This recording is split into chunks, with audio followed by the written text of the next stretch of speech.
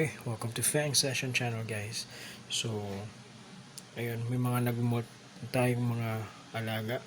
Ito guys, napakatagal nitong mag-molt. Itong, ito Hottentotta Franz Wernieri. Yan guys. Yan yung molt niya. Yan yung molt niya guys. So, ito ay 3 instar. Liit no. Tapos ito naman, ito kapatid niya to pero nauna na mag 4 instar. Yan, 4 instar na to guys. So ayan, alam natin kasi maliit pa no. So siguro makita natin yung kulay talaga nito kapag medyo malaki na. Ayan yung molt nya guys. So matagal din tong mag-molt no. Okay, so ang next natin guys, itong dalawang Androctonus crassicauda. Ito magkapatid din to. Ito ay both, parang yung last sa tingin ko ay parehas silang male. Pero i-check ko pa rin guys no. So ayan, ito isa.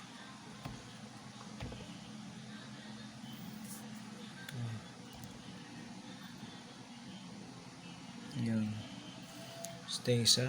Ito medyo malaki to. So makikita nyo guys, magkaibang size nila. Pero if I'm not mistaken, parehas sila ng instar. Siguro maliit lang talaga to. Parehas sila ng instar. So 6 instar to guys. So yan. Ito siguro parang lost instar kasi to eh. Kasi sobrang tagal niya mag-molt. So parang nawala na sa nabura ko yung database kasi nila eh. So ito yung ang pagkakalam ko is 6 instar na siya, pero baka 4 instar pa din. 5 instar. Pero ito sigurado kung 6 instar to. Itong isa na to. So yun guys. Medyo makukunat din sila no.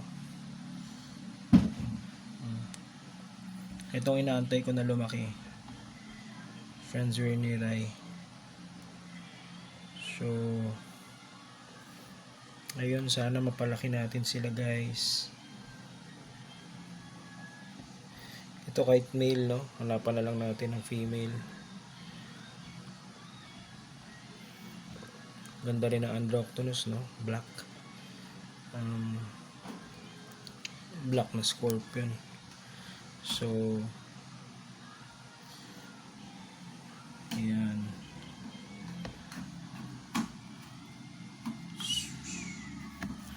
So yun lang guys, ang update natin sa ating mga scorpion no, sa ating Hottentotta Franz Wernieri at Androctonus crassicauda. So i-ano ko na lang no, i-check ko na lang ulit yung kung male sila.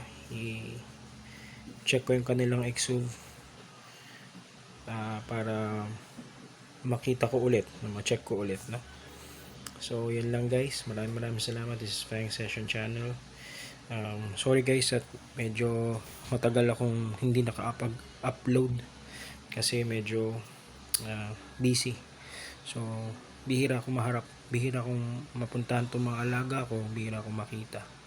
So yun, sana tuloy-tuloy pa rin tayo dito sa Fang Session Channel guys, na nakita pa rin natin yung kanilang paglaki, and hopefully looking forward na magkaroon ng mga bagong specimen guys, kasi alam nyo na yun syempre di ba, mga alaga natin guys puro common lang no, puro common lang. Kahit yung mga tarantula natin guys very mga common na ngayon sa market, lalo na dito sa Pinas no?